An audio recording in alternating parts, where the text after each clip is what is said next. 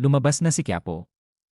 Ngayong umaga, ika-25 ng Hulyo 2026, ang Typhoon Quiapo ay opisyal na nasa labas na ng ating Philippine Area of Responsibility. Ngayon ay nasa 310 kilometro sa kanluran ng Basco, Batanes at gumagalaw patungong Hilaga ang kanluran. Ngunit ang kanyang mga huling yakap sa ating bansa ay nananatiling maramdaman ngayong umaga. Ang Ilocos Norte, Batanes, at Babuyan Islands ay nakakaranas ng ulan na may malakas na hangin. Ang trough ng Quiapo ay nagdadala ng scattered rains sa Cordillera at Cagayan Valley. At ang pinahusay na southwest monsoon ay ngayon ay nakakaapekto sa Metro Manila, buong Visayas, at malaking bahagi ng Mindanao. Dalawang sistema, isang malaking weather day para sa ating bansa ngayong umaga. Magandang umaga, mga kababayan. Ito ang inyong 24 oras na pagtataya ng panahon na inilabas ng Pag-asa ngayong alas 4 ng umaga nitong Sabado, ika-25 ng Hulyo 2026. At ngayong umaga, mayroon kaming komprehensibong ulat ng isang bagyo na umaalis na ngunit nananatiling nagdadala ng epekto, kasabay ng isang southwest monsoon na nagpapalawak sa napakalawak na bahagi ng ating bansa. Simulan natin sa pinakabagong status ng Typhoon Quiapo. Simula alas 3 ng umaga ngayong araw, ang Typhoon Quiapo, na may internasyonal na pangalang NOL at designation na 2,612,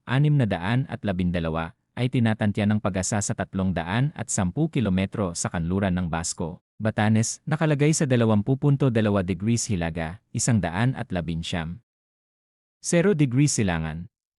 Ang bagyo ay gumagalaw patungong Hilaga ang kanluran sa bilis na 25 kilometro bawat oras, na may pinakamataas na tuloy-tuloy na hangin na 120 kilometro bawat oras at mga gust na umabot sa 150 kilometro bawat oras.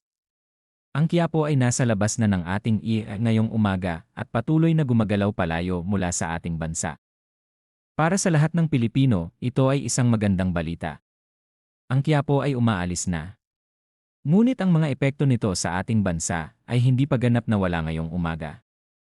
Pag-usapan natin ang forecast weather conditions para sa bawat bahagi ng ating bansa ngayong umaga.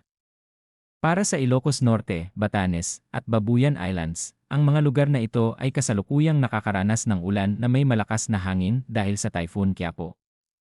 Ang posibilidad ng flash floods at landslides ay nananatiling banta dahil sa katamtaman hanggang malakas na ulan na minsan ay intense. Mayroon ding minimal hanggang menor na banta sa buhay at ari-arian dahil sa malakas na hangin. Para sa lahat ng mga residente ng Ilocos Norte, Batanes, at Babuyan Islands, ang mensahe ngayong umaga ay malinaw. Ang Quiapo ay lumabas na ng ating ngunit ang kanyang mga epekto ay nananatili sa inyong lugar ngayong umaga. Manatili sa loob ng inyong mga tahanan. Umiwas sa paglabas sa labas.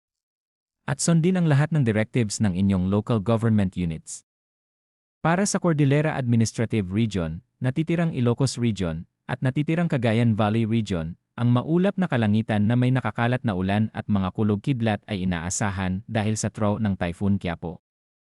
Ang posibilidad ng flash floods at landslides ay nananatiling banta dahil sa katamtaman hanggang minsan ay malakas na ulan. Para sa lahat ng mga residente ng Cordillera, natitirang Ilocos Region, at natitirang Cagayan Valley, ang trough ng Quiapo ay nagdadala ng scattered rains at thunderstorms sa inyong lugar ngayong umaga. Manatiling mapagmatsyag, lalo na sa mga lugar na malapit sa mga ilog at bundok na nagkaroon ng maraming ulan sa nakaraang ilang araw. Para sa Zambales, Bataan, at Occidental Mindoro, ang occasional rains ay inaasahan dahil sa southwest monsoon.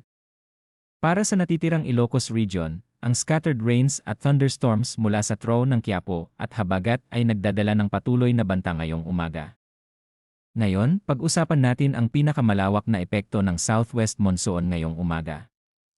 Para sa Metro Manila, Visayas, natitirang Luzon, Zamboanga Peninsula, BARM, Northern Mindanao, at Caraga, ang maulap na kalangitan na may nakakalat na ulan at mga kulog-kidlat ay inaasahan dahil sa southwest monsoon. Ang posibilidad ng flash floods at landslides ay nananatiling banta dahil sa katamtaman hanggang minsan ay malakas na ulan. Pansinin ang napakalawak na coverage ng habagat ngayong umaga.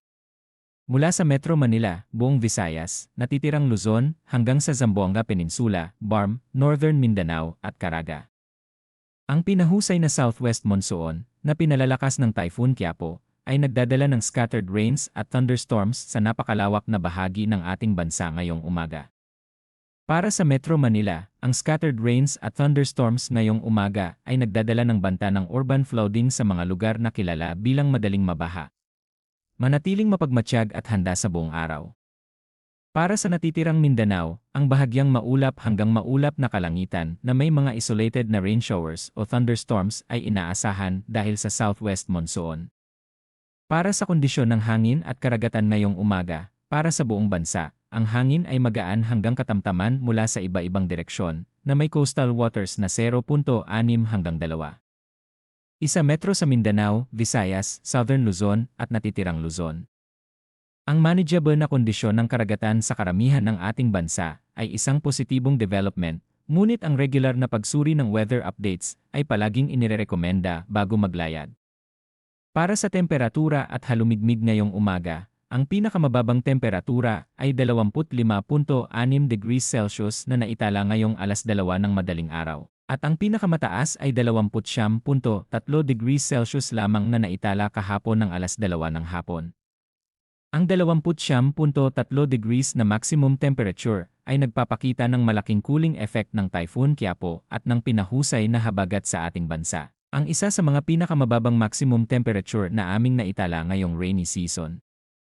Ang pinakamataas na relative humidity ay 75% ngayong alas 2 ng madaling araw, nagpapakita ng extremely moist na atmosphere sa ating bansa ngayong umaga.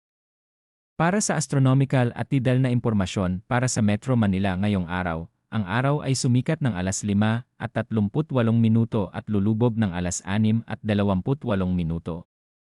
Ang buwan ay sisikat ng alas 3 at 8 minuto ng hapon at lulubog ng alas 1 at 38 minuto ng madaling araw. Ang illumination ng buwan ngayon ay 85%, malapit nang maging full moon sa mga darating na araw. Ngayon, isang comprehensive final assessment ng ating weather situation ngayong umaga. Ang Typhoon Qiapo ay lumabas na ng ating ngayong umaga, ngunit nananatiling nagdadala ng epekto sa Ilocos Norte, Batanes, at Babuyan Islands sa pamamagitan ng ulan na may malakas na hangin. At sa Cordillera at Cagayan Valley sa pamamagitan ng kanyang trough. Kasabay nito, ang pinahusay na southwest monsoon ay nagdadala ng scattered rains at thunderstorms sa Metro Manila, buong Visayas, at malaking bahagi ng Mindanao. Ang kombinasyon ng dalawang sistema na ito ay nagdadala ng malawak at patuloy na weather hazards sa ating bansa ngayong umaga. Para sa lahat ng local government units at disaster risk reduction officials sa buong bansa, lalo na sa Ilocos Norte, Batanes, Babuyan Islands, Cordillera, Cagayan Valley, Metro Manila, at Visayas, ang mensahe ngayong umaga ay malinaw. Tiyakin na ang inyong early warning systems ay fully operational. Tiyakin na ang inyong mga evacuation centers ay standby at handa. At tiyakin na ang inyong mga komunidad ay nananatiling informed tungkol sa lahat ng weather threats ngayong araw. Manatiling ligtas, manatiling handa, at manatiling informed mga kababayan. Ang Qiapo ay umaalis na ngunit hindi pa tapos ang kanyang epekto.